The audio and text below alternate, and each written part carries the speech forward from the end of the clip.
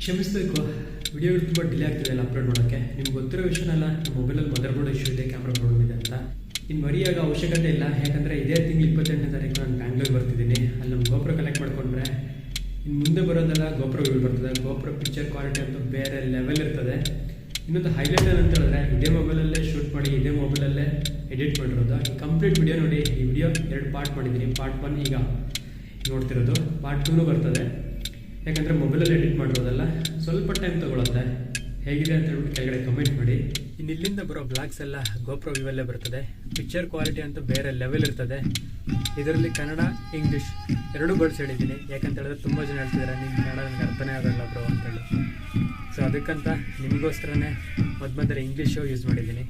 Before starting our video, I would like to say special thanks to Tughlakabad. We faced a challenge with our sandals. The came were off, leaving them in poor condition. I thought this didn't qualify. I want to climb. Luckily, Tughlaq generously applied it and gave us a new sandal. I'm grateful for their support. You can buy a ticket at the cash counter. Alternatively, you can scan a QR code to purchase ticket online. The offline payment option costs 25 rupees, which is 5 rupees more than the online option. The mini cash counter behind the Tughlakabad Fort view is wonderful. That before visiting Tughlakabad Fort, we should notice the Ghiyasuddin Tughlaq tomb located opposite the fort. We came from left side. If you look there, they have divided the road between the two, the opposite tomb and the fort where we are standing right now, and have made it a public road. Okay, then let's get into the fort view.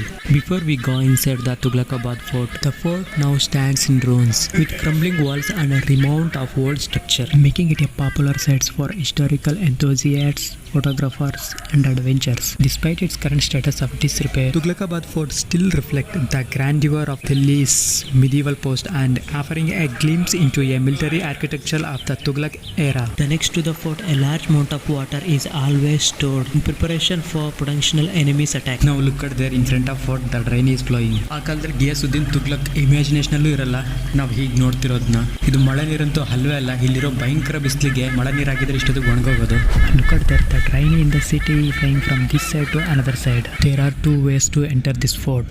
In 2 ways, this way is open and the other way is closed. At that time, he made his way from direct fort to tomb. Interesting. Before we dive into the fort, here is a little flags.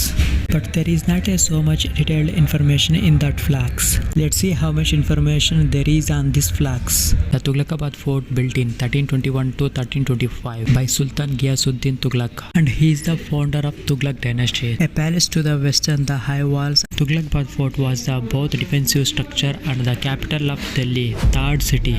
And it was developed in 3 main parts: a citadel with fortable walls and bastions, a palace to the western with high walls, and a city in the northern direction. The fort is a significant example of Tughlaq period architectural with a massive ramparts, bastions, places, mosques and audience halls.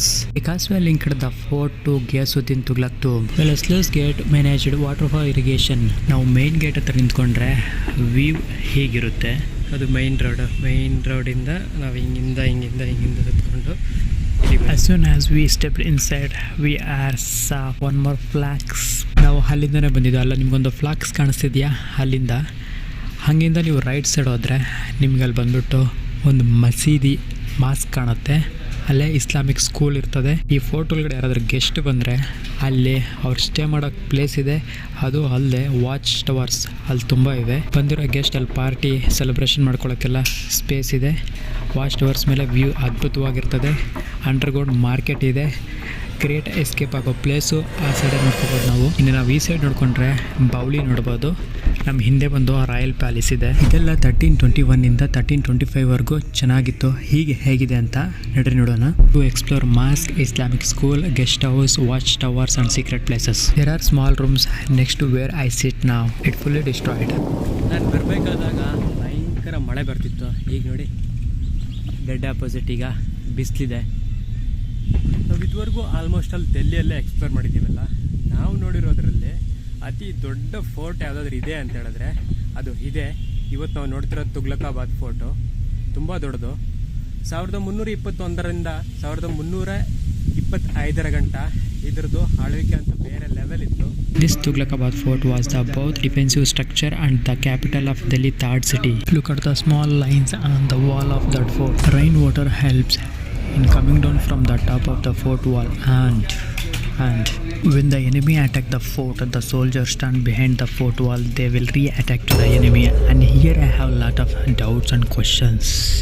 This information we got on social media and the information told by the locals here. Ghiyasuddin Tughlaq ruled from 1321 to 1325. He ruled in the 14th century.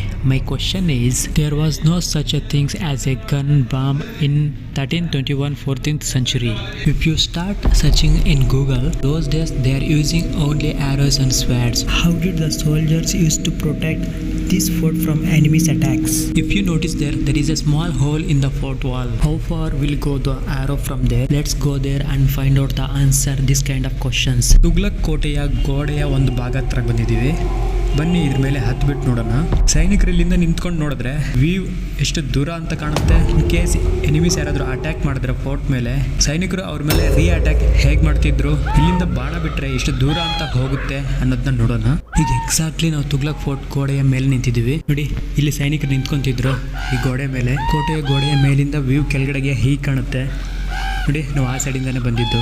Toofan ಆಗಲಿ ಇಲ್ಲ ಮಳೆ ಭಯಂಕರವಾಗಿ ಬರಲಿ, ಈ ಕೋಟೆ ಗೋಡೆ ಮೇಲೆ ನೀರು ನಿಲ್ದ ಹಾಗೆ ಅಲ್ಲಿ ನೋಡ್ತಿದ್ದೀರಲ್ಲ, ಅಲ್ಲಿ ಸಣ್ಣಗೆ ಲೈನ್ಸ್ ಇದೆಲ್ಲ, ಮಳೆ ನೀರು ಕೋಟೆ ಗೋಡೆ ಮೇಲೆ ನಿಂತು ಗೋಡೆ ಹಾಳಾಗ್ತಂಗೆ ಆ ಕಾಲದಲ್ಲೇ ಎಷ್ಟೊಂದು ಅದ್ಭುತವಾಗಿ ಯೋಚನೆ ಮಾಡಿ ನೋಡಿ ಹಂಗೆ ಕ್ರಿಯೇಟ್ ಮಾಡಿದ್ದಾರೆ. ತುಗ್ಲಕ್ ಕೋಟೆ ಗೋಡೆ ಮೇಲೆ ನಿಂತಿದ್ದೀವಿ. ಇಲ್ಲಿಂದ ನಿಮಗೆ ಅಲ್ಲೊಂದು ಸಮಾಧಿ ಕಾಣ್ತಿದೆ ಅಲ್ಲ, ತಾಂಬು, ಅದು ಬೇರೆ ಯಾರ್ದು ಅಲ್ಲ, ಈ ಕೋಟೆಯನ್ನ ಆಳಿರೋ ರಾಜ ಆದ ಘಿಯಾಸುದ್ದೀನ್ ತುಗ್ಲಕ್ ಅವರದು. ನಾವು ಇದುವರೆಗೂ ತಿಳ್ಕೊಂಡಲ್ಲ ಕೋಟೆ ಗೋಡೆ ಮೇಲ್ಗಡೆ ನೀರು ನಿಲ್ದೆ ಕೆಳಗಡೆ ಹೋಗುತ್ತೆ ಅಂತ. ನೋಡಿ, ಇಲ್ಲಿಂದನೇ ಹೋಗೋದು. ಇದು ಬರೀ ನೀರು ಹೋಗೋದೆ ಅಂತಾನೆ ಅಲ್ಲ, ಇಲ್ಲಿನ ಸೈನಿಕರು ನಿಂತ್ಕೊಂಡು ಶತ್ರುಗಳು ಯಾರಾದರೂ ಬಂದಾಗ ಅವ್ರ ಮೇಲೆ ಅಟ್ಯಾಕ್ ಮಾಡೋದು ಇದೇ ಥರ. ನೋಡಿ, ಇಲ್ಲೊಂದಿದೆ ನೋಡಿ ಎಕ್ಸಾಂಪಲ್ಗೆ, ಅಲ್ಲಿ ಒಬ್ಬರು ನಿಂತವ್ರು ನೋಡಿ. ನಾವು ಆಗಲೇ ಬಂದ್ವಲ್ಲ ಮೇಯ್ನ್ ರೋಡಿಂದ, ಆ ಮೇಯ್ನ್ ರೋಡ್ ಮೇಲೆ ನಿಂತವ್ರು ನೋಡಿ. ಈಗ ಅಲ್ಲಿ ಏನಾದರೂ ಶತ್ರುಗಳು ನಿಂತ್ಕೊಂಡ್ರೆ ಸೊ ಇಲ್ಲಿಂದನೇ ಅವ್ರನ್ನ ಅಟ್ಯಾಕ್ ಮಾಡ್ತಿದ್ರು ಬಾಣ ಬಿಟ್ಟು. ಬಾಣ ಯೂಸ್ ಮಾಡಿ ಅಷ್ಟು ದೂರದಲ್ಲಿ ಬರ್ತಿರೋ ಶತ್ರುಗಳು ನಾವು ತಡಿಬೋದಾ? ನಿಮ್ಗೇನಾದರೂ ಗೊತ್ತಿದ್ರೆ ಕೆಳಗಡೆ ಕಮೆಂಟ್ ಮಾಡಿ. ಸಿನಿಮಾಗಳಲ್ಲಿ ತೋರಿಸ್ದಂಗೆ ಬಾಣದ ತುದಿಗೆ ಬೆಂಕಿ ಹಂಚಿ ಏನಾದರೂ ಶತ್ರುಗಳು ದಾಳಿ ಮಾಡಿದಾಗ ಇದ್ರ ಪಕ್ಕನೇ ನೋಡಿ ಇದಿದೆ ಅಲ್ಲ, ಇದ್ರ ಹಿಂದ್ಗಡೆ ನಿಂತ್ಕೊಂಡು ಬಂದು ನೋಡಿ ಇಲ್ಲಿಂದನೇ ದಾಳಿ ಮಾಡ್ಬೋದು. ಅದು ಬಂದು ಅದಕ್ಕೆ ಬೀಳುತ್ತಲ್ಲ, ಆ ಕಲ್ಲಿನ ಚುರುಗಳು ಇಲ್ಲಿ ಗಂಟ ಬರ್ದ ಹಾಗೆ ಇದನ್ನ ಸೈನಿಕರ ರಕ್ಷಣೆಗಾಗಿ ಉಪಯೋಗ ಮಾಡ್ತಿದ್ರು ಅಂತ ನಾನು ಅನ್ಕೊಂತೀನಿ. ಮತ್ತೆ ಒಂದು ಅದ್ಭುತ ಏನಂತ ಹೇಳಿದ್ರೆ, ಈ ಕೋಟೆ ಗೋಡೆ ಇದೆಲ್ಲ, ಇಲ್ಲಿ ಸಣ್ಣ ಸಣ್ಣ ರೂಮ್ಸ್ ಥರ ಇದೆ. Let's take a look at the top view instead of what you seen here. If you look around here, you will see so many watchtowers here. You should look there. We are now on that one of the watchtower. See there, from where you can see a fort watchtower. Look there, he's on one bowley next to the watchtower. Every 100 meters one watchtower you can see. ನೀವೇನು ನೋಡ್ತಿದ್ರೆ deadly dark forest, ಇದೆಲ್ಲ fort ಒಳಗಡೆ ಇರೋದು. ಅಲ್ಲಿ ನೋಡಿ, ಅಲ್ಲೊಂದು watch tower ಇದೆ ಆ ಫಾರೆಸ್ಟ್ ಮಧ್ಯದಲ್ಲಿ. ಅಂದರೆ ಈ ಕೋರ್ಟ್ ಅಷ್ಟು ದೊಡ್ಡದಾಗಿದೆ. 1321ರಲ್ಲಿ ಡೆಲ್ಲಿಯ ರಾಜಧಾನಿ ಆಗಿತ್ತಂದರೆ ಇಷ್ಟು ದೊಡ್ಡದಾಗಿರಲೇಬೇಕು ಬಿಡಿ. ಒಳಗಡೆ ಇರೋ ಫಾರೆಸ್ಟ್, ಅದು ಅಲ್ಲದೆ ಹೊರಗಡೆನೂ ಇದೆ ನೋಡಿ. ಅಲ್ಲಿ ನೋಡ್ತಿದ್ದೀರಲ್ಲ, ಅದೇ ಗೆಸ್ಟ್ ಹೌಸ್. ಆಗಿನ ಕಾಲದಲ್ಲಿ ಅತಿಥಿಗಳು ಬಂದರೆ ಅಲ್ಲೇ ಇರ್ತಿದ್ದು. ನೋಡಿ, 2-3 ದೊಡ್ಡ ವಾಚ್ ಟವರ್ಸ್ ಇದೆಲ್ಲ. ಅಲ್ಲಿಗೆ ಹೋಗೋಣ. ಇಲ್ಲಿ ನೋಡಿಕೊಂಡು ವಾಚ್ ಟವರ್ಗಳಲ್ಲಿ ಈ ಟವರ್ ತುಂಬ ಹೈಲೈಟ್ ನೋಡಿ. ಈಗ ನಾವಿರೋದು ಈ ಟವರಲ್ಲಿ ಇದ್ದೀವಿ. ನಮ್ಮ ಮುಂದೆನೇ ರಾಯಲ್ ಪ್ಯಾಲೇಸ್ ಇದೆ. ಈ ಕೋಟೆಯ ಕೊನೆಯ ಭಾಗದಲ್ಲಿ ನಿಂತ್ಕೊಂಡ್ರೆ ನೋಡಿ ಇದೇ ವ್ಯೂ. ನಾವು ಬಂದಿದ್ದು ನೋಡಿ ಹೀಗೆ, ಇಲ್ಲೆಲ್ಲ ಗಿಡಗಳು ಬೆಳೆದಿದೆ. ಇಲ್ಲಿ ಭಯ ತಂದ್ಕೊಡೋ ವಿಷಯ ಏನಂತ ಹೇಳಿದ್ರೆ, ಇಲ್ಲೇನಾದರೂ ಹಾವುಗಳು ಇನ್ನು ಬೇರೆ ಏನಾದರೂ ಇರ್ತದೇನೋ ಅಂತ ಭಯ ಪಡ್ಬೋದು. ಅದು ಅಲ್ಲದೆ ಇದು 1321ರಲ್ಲಿ ಕಟ್ಟಿರೋ ಕೋಟೆ ಅಲ್ಲ. ನಾವು ತುಂಬ ಹೊತ್ತು ಈ ಥರ ತುದಿ ಭಾಗದಲ್ಲಿ ನಿಂತ್ಕೋಬಾರ್ದು. ಇನ್ನು ನಾವು ಆ ಎಡ್ಜ್ ಗಂಟೆ ಹೋಗೋಕ್ಕಾಗಲ್ಲ, ಅದು ಹೇಳೋಕ್ಕಾಗಲ್ಲ ಅದು ಗಟ್ಟಿ ಇದೆಯೋ ಇಲ್ಲ ಅಂತ ಹೇಳಿದ್ರಲ್ಲಿ. ನಾವು ಅಲ್ಲಿ ಹತ್ರ ಹೋಗಿದ ತಕ್ಷಣ ಕೆಳಗಡೆ ಬಿದ್ದೋದ್ರೆ ಯಾಕೆ ಅಲ್ಲಿ ಗಂಟೆ ಹೋಗಿ ಹೀಗಿರೋ ಫೋರ್ಟ್ನ ಹಾಳು ಮಾಡೋದೇನಕ್ಕೆ? ಇವರಲ್ಲಿ ನಾವು ತುಂಬ ಇಂಟ್ರೆಸ್ಟಿಂಗಾಗಿ ತಿಳ್ಕೊಳ್ಳೋದು ಕಳಿಯೋದೇನಂತ ಹೇಳಿದ್ರೆ ಆಗಿನ ಕಾಲದ ಆರ್ಕಿಟೆಕ್ಚರ್. ಇಲ್ಲಿ ನೋಡಿ, ಆಗಿನ ಕಾಲದಲ್ಲಿ ಯಾವುದೇ ಥರದ ಕಂಬಿ ಯೂಸ್ ಮಾಡಿದೆ, ದೊಡ್ಡ ದೊಡ್ಡ ಕಲ್ಲುಗಳು ಯೂಸ್ ಮಾಡಿಬಿಟ್ಟೆ. ಇಲ್ಲಿ ನೋಡಿ ಹೆಂಗೆ ಜೋಡಿಸಿ ಕಟ್ಟಿದ್ದಾರೆ. ಅದು ಕಲ್ಲು ತುಂಬ ಚಿಕ್ಕದೇನಿಲ್ಲ. ಅಲ್ಲಿ ನೋಡ್ತಿದ್ರಲ್ಲ ಎಷ್ಟೊಂದು ದೊಡ್ಡದಾಗಿದೆ ಕಲ್ಲು. ಆ ಮಧ್ಯದಲ್ಲಿ ಮಣ್ಣು ಹಾಕಿರೋದು, ಕಲ್ಲು ಜೋಡಿಸಿ ಮಣ್ಣು ಬೆರೆಸಿ ಕಟ್ಟಿರೋದು. 1321ರಲ್ಲಿ ಕಟ್ಟಿರೋದು ಅಂತ ಹೇಳ್ತಾರೆ. ಅಂದರೆ ಈಗ 2024 ಎಷ್ಟು ವರ್ಷಗಳಾಯ್ತು ನೋಡಿ. ಆ ಕಾಲದಲ್ಲಿ ಈ ಪಾಟಿ ಯೋಚನೆ ಮಾಡಿ ಕಟ್ಟಿರೋದನ್ನ ಈ ಜನ್ರೇಷನಲ್ಲಿ ನಾವು ಹೀಗೆ ನೋಡ್ತಿದ್ದೀವಲ್ಲ, ಇದೊಂದು ಅದ್ಭುತ ಅಂತ ಹೇಳ್ಬೋದು. ಯಾವುದೇ ತರಹದ ಸಪೋರ್ಟ್ ಏನು ಇಲ್ಲದೆ ಇಲ್ಲಿ ನೋಡಿ, ಈಗಲೂ ನೋಡಿ ಎಷ್ಟೊಂದು ಸ್ಟ್ರಾಂಗ್ ಆಗಿ ನಿಂತಿವೆ. ಇಲ್ಲೊಂದು ದೀಪ ನೋಡಿ, ಅಲ್ಲೊಂದು ದೀಪ ಇಡೋದಕ್ಕೆ. ಆಗಿನ ಕಾಲದಲ್ಲಿ ಬರೀ ದೀಪಗಳನ್ನ ಯೂಸ್ ಮಾಡ್ತಿದ್ರು, ಎಲೆಕ್ಟ್ರಿಕಲ್ ಕರೆಂಟು ಆ ಥರದ್ದೇನು ಇರಲಿಲ್ವಲ್ಲ. ಇಲ್ಲೊಂದು ನೋಡಿ ಒಂದು ಸಣ್ಣ ಶೆಲ್ಫ್ ಇದೆ, ಶೋಕೇಶ್ ಅಂತೂ ಅಲ್ಲ ಬಿಡಿ. ಈಗ ನೀವು ಇಲ್ಲೇನು ನೋಡ್ತಿದ್ದೀರಾ, ಸಣ್ಣ ಸಣ್ಣ ಗೋಡೆಗಳು. ಆಗಿನ ಕಾಲದಲ್ಲ ರಾಯಲ್ ಪ್ಯಾಲೇಸ್ ಹಿಂಬದಿಯಲ್ಲಿರೋ ಕೊಠಡಿಗಳು ನೋಡ್ರಿ. ಇಲ್ಲೊಂದು ವಾಚ್ ಟವರ್ ಒಳಗಡೆ ಹೋಗೋಣ. ಇಲ್ಲಿ ಎವ್ರಿ 100 ಮೀಟರ್ಸ್ ಒಂದು ವಾಚ್ ಟವರ್ ಇರ್ತದೆ. ವಾಚ್ ಟವರ್ ಒಳಗಡೆ ಬಂದರೆ ಕೋಟೆ ನೋಡಿ ಹೀಗೆ ಹೆಂಗೆ ಕಾಣ್ತಿದೆ. ಶತ್ರುಗಳಿಂದ ಈ ಕೋಟೆಯನ್ನು ಕಾಪಾಡಲು ಸೈನಿಕರು ಈ ವಾಚ್ ಟವರ್ಸ್ ಮೇಲೆ ನಿಂತ್ಕೊಂಡು ಹಗಲು ರಾತ್ರಿ ಕಾವಲು ಕಾಯ್ತಿದ್ರು. ಇದರ ಕಣ್ಮೇರೆಗೆ ಇನ್ನೊಂದು ವಾಚ್ ಟವರ್, ಸುಮಾರು ವಾಚ್ ಟವರ್ಗಳಿದೆ ಕೋಟೆಯ ಸುತ್ತಲೂ ಎವ್ರಿ 100 ಮೀಟರ್ಸ್ಗೆ ಒಂದು. The baoli near the royal palace at Tughlakabad is an impressive step wall that exemplifies Tughlaq architecture. Constructed during the 14th century, it served as a water reserve and a cool area for the royal family. The structure features multiple levels with the steps leading down to the water, along with the intricate carved pillars and arches. The Bowli not only provided essential water supply but also a shaded retreat from the heat, making it an important part of the royal palace complex. Its design showcasing the engineering power of era and offering visitors a glimpse into the grandeur of the Tughlaq dynasty. It's a fascinating sight for those who interested in historical architecture. ಆಗಲೇ ನಾವು ತಿಳ್ಕೊಂಡಂಗೆ ಈ ಕೋಟೆಗೆ 2 ಬಾಗಿಲಿದೆ ಅಲ್ಲ. ಒಂದು ಬಂದು ನಾವು ಆಗಲೇ ಬಂದಿದ್ದು ಸ್ಟೆಪ್ಸ್ ಮೇಲೆ ಹತ್ಕೊಂಡು ಒಳಗಡೆ ಬಂದ್ವಿ. ಮತ್ತೊಂದು ಬಾಗಿಲು ಈಗ ನೀವು ನೋಡ್ತಿದ್ರಲ್ಲ ಇದೆ. ಈ ಕೋಟೆ ಒಳಗಡೆ ಯಾವುದಾದ್ರೂ 4 ವೀಲರ್ ಬರಬೇಕಂದ್ರೆ ಪ್ರಸ್ತುತ ಇದೇ ಬಾಗಿಲು ಬರೋದಕ್ಕೆ, ಇಲ್ಲಿಂದ ಹೊರಗಡೆ ಹೋಗೋದಕ್ಕೆ. ಈ ಕೋಟೆಗೆ ಬರೀ ಈಗ 2 ಬಾಗಿಲು ಓಪನ್ ಆಗಿದೆ, ಅದರಲ್ಲೂ ಈಗ ಇದನ್ನ ಕ್ಲೋಸ್ ಮಾಡಿದ್ದಾರೆ. ಈಗ ನಾವು ಆಗಲೇ ಬಂದ್ವಲ್ಲ, ಅದೊಂದು ಓಪನ್ ಆಗಿರೋದು ವಿಸಿಟರ್ಸ್ಗೆ ಬಂದು ಹೋಗೋದಕ್ಕೆ. ಎಷ್ಟೊಂದು ಡೆಪ್ತ್ ಇದೆ ನೋಡಿ. ಈಗ ಈ ಕಬ್ಬಿಣದ ಗೇಟ್ ಹಾಕಿ ಬೀಗ ಹಾಕಿದ್ದಾರೆ. ಆಗಿನ ಕಾಲದಲ್ಲಿ ಆದರೆ ಇಲ್ಲೆಲ್ಲ ಸೋಲ್ಜರ್ಸ್ ನಿಂತ್ಕೊಂತಿದ್ರು. ಅದು ಅಲ್ಲದೆ ತುಂಬ ದೊಡ್ಡ ಗೇಟು ಇಲ್ಲಿರ್ತಿತ್ತು. ಅದು ಅಲ್ಲದೆ ಈ ಗೇಟ್ಗೆ ತುಂಬ ಹತ್ತಿರ ಬೌಲಿ ಮತ್ತು ರಾಯಲ್ ಪ್ಯಾಲೇಸ್ ಹತ್ರ ಇರ್ತಿತ್ತಲ್ಲ. ಇನ್ನು ಈ ಕೋಟೆಯ ರಾಜನಾದ ಗಿಯಾಸುದ್ದೀನ್ ತುಘ್ಲಕ್ ಅವರು ಈ ಕೋಟೆಯಿಂದ ಹೊರಗಡೆ ಹೋಗಿ ಬರೋದಕ್ಕೆ ಹತ್ತಿರ ಇರೋ ಕೋಟೆಯ ಬಾಗಿಲಂದ್ರೆ ಅದು ಇದೇ ಆಗಿತ್ತು. ಇವರ 5 ವರ್ಷದ ಆಳ್ವಿಕೆ ಕಾಲದಲ್ಲಿ ಈ ಕೋಟೆ ಇಷ್ಟೊಂದು ದೊಡ್ಡದಾಗೆ ಹೇಗೆ ಕಟ್ಟಲಾಯಿತು, ಎಷ್ಟು ದಿನ ತಗೊಂತು, ಎಷ್ಟು ಜನ ಕಾರ್ಮಿಕರು ಇದಕ್ಕೆ ಕೆಲಸ ಮಾಡಿದ್ದಾರೆ ಅನ್ನೋದು ನನಗೆ ಆಶ್ಚರ್ಯ ತಂದುಕೊಡೋದು. ಈ ಬೌಲಿಗೆ ನೋಡಿ, ಈ ದಾರಿಯಿಂದ ಬಂದರೆ ತುಂಬ ಹತ್ತಿರ ಆಗುತ್ತೆ.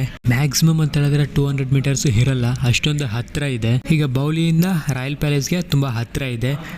ಈ ಬೌಲಿನ ಬರೀ ರಾಜರ ಮನೆತನದವ್ರು ಮಾತ್ರ ಯೂಸ್ ಮಾಡ್ತಿದ್ರು. ಇನ್ನು ಕೋಟೆಯಲ್ಲಿರೋ ಸೈನಿಕರು ಇತರ ಅಧಿಕಾರಿಗಳಿಗೆ ನೀರು ಬೇಕಿದ್ರೆ ಆ ಪಕ್ಕದಲ್ಲೇ ಸ್ವಲ್ಪ ಮುಂದೆ ಒಂದು ಸಣ್ಣ ಲೇಕ್ ಇದೆ, ಅದನ್ನ ಯೂಸ್ ಮಾಡ್ಕೊತಿದ್ರು ಅನ್ಕೊಂತೀನಿ. ಈ ಕೋಟೆ ಇರೋ ಹೈಟ್ಗೆ ಆ ಬಾವಿ ಇರೋ ಆಳಕ್ಕೆ ಇವೆರಡನ್ನೂ ಕಂಪೇರ್ ಮಾಡ್ಕೊಂಡ್ರೆ ಈ ಬಾವಿ ಬಂದು ಮಳೆ ನೀರಿನ ಬಾವಿ ಆಗಿರ್ಬೋದು. ಹೇಳಕ್ಕಾಗಲ್ಲ, ಮೇ ಬಿ ಆ ಕಾಲದಲ್ಲಿ ಒಂದು ಸ್ವಲ್ಪ ಆಳ ಇದ್ರು ಬಾವಿ ನೀರು ಸಿಕ್ತಿತ್ತೇನೋ. Welcome to royal palace. Founding of Tughlaq dynasty. The dynasty was founded by Ghiyasuddin Tughlaq, also known as Ghiyas Malik. He came to power after the overthrowing to the Khilji dynasty. Ghiyasuddin is credited with stabilizing sultanate and restoring order after a period of chaos. He was also known for his military camping and for constructing the Tughlakabad Fort near Delhi. 1325 to 1351. Ghiyasuddin's son Muhammad bin Tughlaq is one of the most famous controversial rulers of the dynasty. He is remembered for several ambitious projects, many of which failed, leading to his improperly. Notable reforms include shifting the capital from Delhi to Devagiri, renamed Tughlakabad, which caused great hardship due to the massive relocation. The introduction of token currency, which was eventually abandoned due to the widespread counterfeiting. His numerously military campaigns, many of which were costly failures. Despite his failure, Muhammad bin Tughlaq was known for being an intelligent and educated ruler with a deep interest in philosophy, mathematics and medicine. After Muhammad bin Tughlaq, Firoz Shah Tughlaq came to the power 1351 to 1388.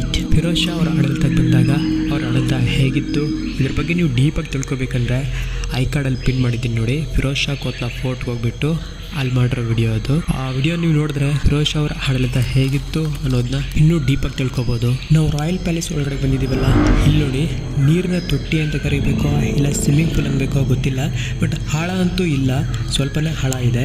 ಅಂದಾಗೆ ಈ royal palace ಒಳಗಡೆ ಈ ಗೋಡೆ ನೋಡಿ ಎಷ್ಟೊಂದು height ಇದೆ ಅಂದರೆ ಆ ಗೋಡೆ ಆ ಸೈಡ್ ಈ ಸೈಡು ದೀಪಗಳಿಡೋದು. ಆಗಿನ ಕಾಲದಲ್ಲಿ ವಿದ್ಯುತ್ ಶಕ್ತಿ ಅಂತೂ ಇರಲಿಲ್ವಲ್ಲ, ಇನ್ನು ರಾತ್ರಿ ಆಗಿದ ತಕ್ಷಣ ಬರೀ ಈ ದೀಪದ ಬೆಳಕಿನಲ್ಲೇ ಸರ್ವೈವಲ್ ಆಗಬೇಕಿತ್ತು. ಗೋಡೆಗಳಿಗೆ ಸಣ್ಣ ಸಣ್ಣ ಗೂಡುಗಳು ಥರ ನೋಡಿ ಆ ಎಲ್ಲ ದೀಪಗಳಿಡೋದಕ್ಕೆ ಬೆಳಕಿಗಾಗಿ. ಬನ್ನಿ ನಾವು ಹಾಳೊಳಗಡೆಗೆ ಹೋಗೋಣ. ಇದಂತೂ ಖಂಡಿತ ಮನೆ ಮಧ್ಯದಲ್ಲಿರೋ ಹಾಲಾಗಿರುತ್ತೆ. ಆಗಿನ ಕಾಲದಲ್ಲಿ ನಾವು ಇಷ್ಟು ಒಳಗಡೆ ಬರಬೇಕಂದ್ರೆ ರಾಜನ ಪರ್ಮಿಷನ್ ತಗೋಬೇಕಿತ್ತು. ಎಷ್ಟೊಂದು ಪತಂಗ ಇರ್ತಿತ್ತಲ್ಲ. ಈಗ ನೋಡಿ ನಾವೆಷ್ಟು ಈಸಿಯಾಗಿ ಒಳಗಡೆ ಬಂದಿದ್ದೀವಿ. ದಿಲ್ಲಿಯ ರಾಜಧಾನಿಯಾದ ಈ ಸ್ಥಳದಲ್ಲಿ ರಾಜನ ಕೋಟೆಯಾದ ಈ ಕೋಟೆ ಒಳಗಡೆಗೆ ನಾನು ಬಂದು ಈ ಕೋಟೆನ ಕಂಪ್ಲೀಟಾಗಿ ನಾನು ಎಕ್ಸ್ಪೀರಿಯೆನ್ಸ್ ಮಾಡಿ ಅದನ್ನ ನಾನು ನಿಮ್ಮ ಜೊತೆ ಶೇರ್ ಮಾಡ್ಕೊತಿದ್ದೀನಲ್ಲ, ಇದೊಂದು ಅದ್ಭುತ ಅಂತಲೇ ಹೇಳ್ಬೋದು. ಈಗ ನಾವು ಎಕ್ಸಾಕ್ಟ್ಲಿ ರಾಯಲ್ ಪ್ಯಾಲೇಸ್ ಒಳಗಡೆ ಇದ್ದೀವಿ. ನೋಡ್ತಿದ್ದೀರಲ್ಲ ಮ್ಯಾಪಲ್ಲಿ ಇಲ್ಲಿದ್ದೀವಿ. ಅಂದ ಹಾಗೆ ನಾವು ಫಿರೋಜ್ ಶಾ ಬಗ್ಗೆ ತಿಳ್ಕೊತಿದ್ವಲ್ಲ, 1351 to 1388. After Muhammad bin Tughlaq, Firoz Shah Tughlaq came to the power. He is known for his reforming in administration, economy and welfare projects. He built several canals for irrigation, introducing tax reforms and built cities like Firozabad. ಗೋಡೆಗಳು ನೋಡಿ ಎಷ್ಟೊಂದು height ಇದೆ. ಇದೆಲ್ಲ complete ಆಗಿರ್ಬೇಕಾದಾಗ ನೋಡಿದಿದ್ರೆ ತುಂಬಾ ಚೆನ್ನಾಗಿರ್ತಿತ್ತು. ಡೂಮ್ ಎಲ್ಲ ಇರ್ತಿತ್ತಲ್ಲ ಮೇಲ್ಗಡೆ, ಅದ್ಭುತವಾಗಿರ್ತಿತ್ತು. ಅಂದಾಗೆ ಈ ಗೋಡೆಗೆ ನೋಡಿ ಒಂದು ಸಣ್ಣ ಹೋಲ್ ಥರ ಕಣ್ಣ ಥರ ಮಾಡಿಟ್ಟವ್ರೆ. ಅದ್ರ ಹತ್ರ ಹೋಗೋಣ ಅಂದರೆ ಸುತ್ತಲೂ ನೋಡಿ ಪಾರ್ಥೇನಿಯಂ ಗಿಡಗಳು ಮತ್ತು ಮುಳ್ಳಿನ ಗಿಡಗಳಿಂದ ತುಂಬ್ಕೊಂಡ್ಬಿಟ್ಟಿದೆ. ಒಂದಂತೂ ಪಕ್ಕ ಹೇಳ್ತೀನಿ, ಈಗಿನ ಕಾಲದಲ್ಲಿ ಕಬ್ಬಿಣದ ಪೆಟ್ಟಿಗೆ ಬೀರ್ವಾ ಹೆಂಗೆ ಯೂಸ್ ಮಾಡ್ತಿದ್ರು, ಆಗಿನ ಕಾಲದಲ್ಲಿ ವ್ಯಾಲ್ಯುಬಲ್ ಥಿಂಗ್ಸ್ ಇಡಬೇಕಂದ್ರೆ ಈ ಥರ ನಾವು ನೋಡ್ಕೊಂಡಂಗೆ ಆ ಥರ ಗೋಡೆಗಳಲ್ಲೇ ಬಚ್ಚಿಡ್ತಿದ್ರು. ನಾವು ಆ ಸೈಡ್ ಹೋಗಿ ನೋಡೋಣ. ನೋಡಿ ಇಲ್ಲಿಂದ ಅಲ್ಲಿಗೆ 3, 2, 1. ಜೈ ಮಹೇಶ್ ಮತ್ತೆ ಇದು ತುಂಬ ದೊಡ್ಡದಾಗೇ ಇದೆ. ಈ ಸೈಡ್ ಅಂತೂ ದಟ್ಟ ಕಾಡಿದ್ದಂಗಿದೆ. ಇದುವರೆಗೂ ನಾವು ಈ ಭಾಗನ ಎಕ್ಸ್ಪ್ಲೋರ್ ಮಾಡ್ಕೊಂಡು ಬಂದ್ವಲ್ಲ. ಇನ್ನು ನಾವು ಈ ಸೈಡ್ ನೋಡ್ಕೊಂಡ್ರೆ ಚಿಕ್ಕ ಚಿಕ್ಕ ಕೊಠಡಿಗಳಿದೆ. ಆ ಕಾಲದಲ್ಲಿ ಹೇಗಿರ್ಬೇಕು ಇಮ್ಯಾಜಿನ್ ಮಾಡ್ಕೊಳ್ಳಿ. 2024ಕ್ಕೆ ನಾವು ಈ ಥರ ನೋಡ್ತಿದ್ದೀವಿ ಅಂತ ಹೇಳಿದ್ರೆ ಆ ಪ್ರೆಸೆಂಟ್ ಆ ಕಾಲದಲ್ಲಿ ಮಹಾ ಅದ್ಭುತವಾಗಿರ್ತದಲ್ಲ. ಇನ್ನು ಈ ಸೈಡ್ ಅಂತೂ ಭಯಂಕರವಾಗಿ ಕಾಡಿದೆ. ಆ ಸೈಡ್ ಹೋಗೋಕ್ಕೆ ಆಗಲ್ಲ. ಇಲ್ಲ ನಾವು ಹೋಗ್ಲೇಬೇಕು ಅಂದ್ಕೊಂಡ್ರೆ ಒಂದಂತೂ ಪಕ್ಕ ಹೇಳ್ತೀನಿ, ಹೈಕಿಂಗ್ ಶೂ ಆದರೂ ಇರಬೇಕು, ರಗಡಾಗಿರೋ ಶೂ ಇರಬೇಕು. ಒಳಗಡೆಗೆ ಹೋಗಕ್ಕೆ ಟ್ರೈ ಮಾಡ್ತಿದ್ದೆ. ಈಗ ಈ ಸ್ಯಾಂಡಲ್ಸ್ ಹಾಕೊಂಡು ಒಳಗಡೆ ಹೋದರೆ ಪಕ್ಕ ಗಾಯಗಳಾಗಿ ಹೊರಗಡೆ ಬರೋದು. ಒಂದ್ಸತಿ ನಾವು ಮ್ಯಾಪಲ್ಲಿ ನೋಡೋಣ ನಾವು ಎಲ್ಲಿದ್ದೀವಿ, ಇನ್ನು ಎಷ್ಟು ದೊಡ್ಡದಾಗಿದೆ ಕೋಟೆ ಅನ್ನೋದನ್ನ ನಾನು ನಿಮ್ಗೆ ತೋರಿಸ್ತೀನಿ ನೋಡಿ. ಸರ್ವೈವಲ್ ಗೈಡ್ಲೈನ್ ಪ್ರಕಾರ ನಾವು ಮೊದಲಿಗಿಂತ ಪ್ಲೇಸ್ಗೆ ಹೋಗ್ಬೇಕು ಅಂತ ಹೇಳಿದ್ರೆ ಆಫ್ಲೈನಲ್ಲಿ ಮ್ಯಾಪ್ಸ್ ಡೌನ್ಲೋಡ್ ಮಾಡಿ ಇಟ್ಕೊಂಡಿರ್ಬೇಕು. ಮೊದಲಿಗೆ ಡಿಫಾಲ್ಟಿಂದ ಸ್ಯಾಟಲೈಟ್ಗೆ ಸ್ವಿಚ್ ಆಗೋಣ.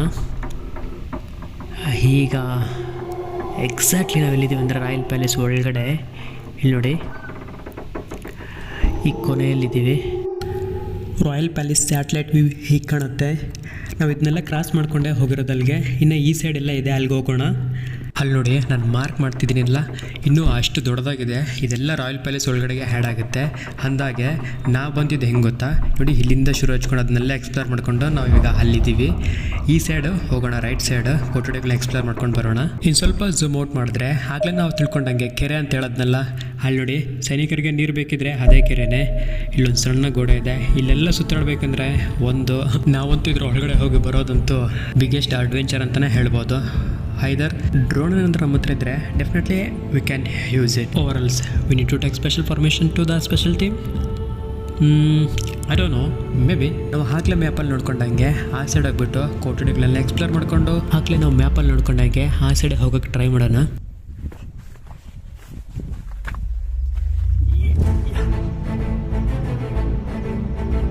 ನಾವು ಆಗಲೇ ನಿಂತಿದ್ವಲ್ಲ ಕೊನೆಯಲ್ಲಿ, ಅಲ್ಲೊಂದು ಸಣ್ಣ ದಾರಿ ಕಾಣ್ತಿತ್ತಲ್ಲ, ಹಂಗಿಂದ ಸ್ಟ್ರೈಟ್ ಬಂದರೆ ನೋಡಿ ಇಲ್ಲಿಗೆ ಬರ್ತೀವಿ. ಹಂಗಿಂದ ಎಲ್ಲ ರೂಮ್ಗಳೆಲ್ಲ ಕ್ರಾಸ್ ಮಾಡಿಕೊಂಡು ಈ ಹಾಲ್ ಒಳಗಡೆ ಬರ್ತೀವಿ. ಈ ಹಾಲಿಂದ ಆ ಸೈಡ್ಗೊಂದು ರೂಮ್ ಇದೆಯಲ್ಲ, ಆ ರೂಮ್ ಒಳಗಡೆ ಹೋಗ್ಬೋದು. ಅದಂತೂ ತುಂಬ ಚೆನ್ನಾಗಿದೆ. ಮತ್ತು ಹೊರಗಡೆಗೂ ಹೋಗ್ಬೋದು. ಅಂದಾಗೆ ನಾವು ಕೆಳಗಡೆ ಇಳಿದ್ಬಿಟ್ಟು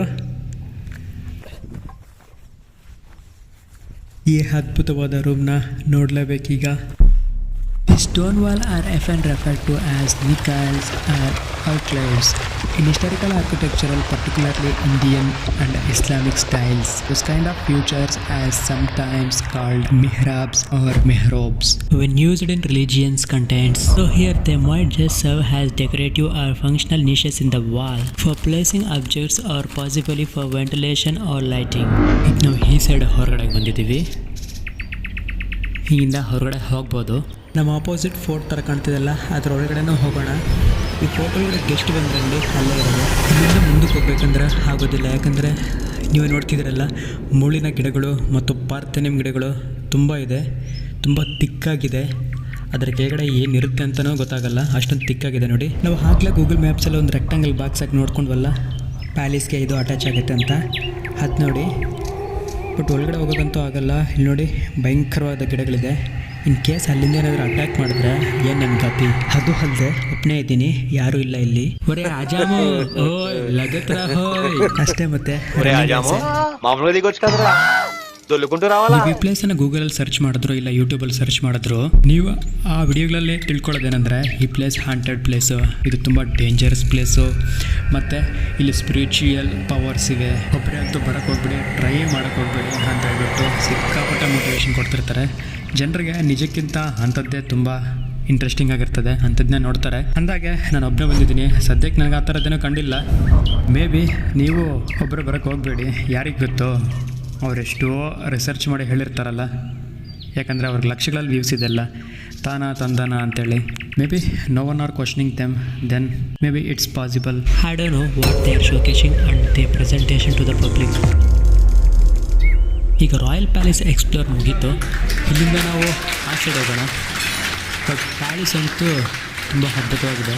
ನೀವು ಹೀಗೆ ನೋಡ್ತಿದ್ದೀರಾ, ಜಸ್ಟ್ ಇಮ್ಯಾಜಿನ್ ಮಾಡ್ಕೊಳ್ಳಿ 1321 ಆಗ ಹೇಗಿತ್ತು, ಆಗಿನ ದೆಹಲಿಯ ರಾಜಧಾನಿ ಇದಾಗಿತ್ತು, ರಾಜಧಾನಿಯಲ್ಲಿ ಇರುವ ಗಿಯಾಸುದ್ದೀನ್ ತುಘಲಕ್ ಅವರ ಅರಮನೆ ಇದಾಗಿತ್ತು.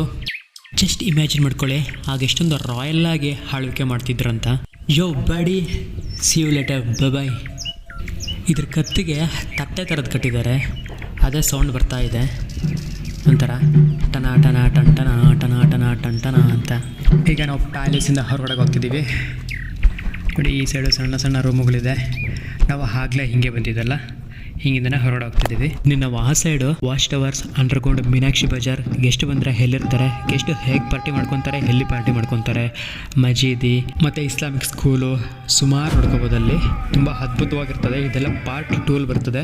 ವಿಡಿಯೋ ತುಂಬ ಲೆಂತ್ ಆಗಬಾರ್ದು ಅಂತ ಹೇಳ್ಬಿಟ್ಟು ಅದನ್ನ ಪಾರ್ಟ್ 2 ಮಾಡಿದ್ದೀನಿ. ಈ ಥರ ಇನ್ನೂ ಹಲವಾರು ವಿಡಿಯೋಗಳು ನೋಡಬೇಕಂದ್ರೆ ಮರಿದ್ರೆ ನಿಮ್ಮ ರಮೇಶ್ ಕುಮಾರ್ ಯೂಟ್ಯೂಬ್ ಚಾನಲ್ಗೆ ಲೈಕ್ ಮಾಡಿ, ಶೇರ್ ಮಾಡಿ, ಸಬ್ಸ್ಕ್ರೈಬ್ ಮಾಡಿ.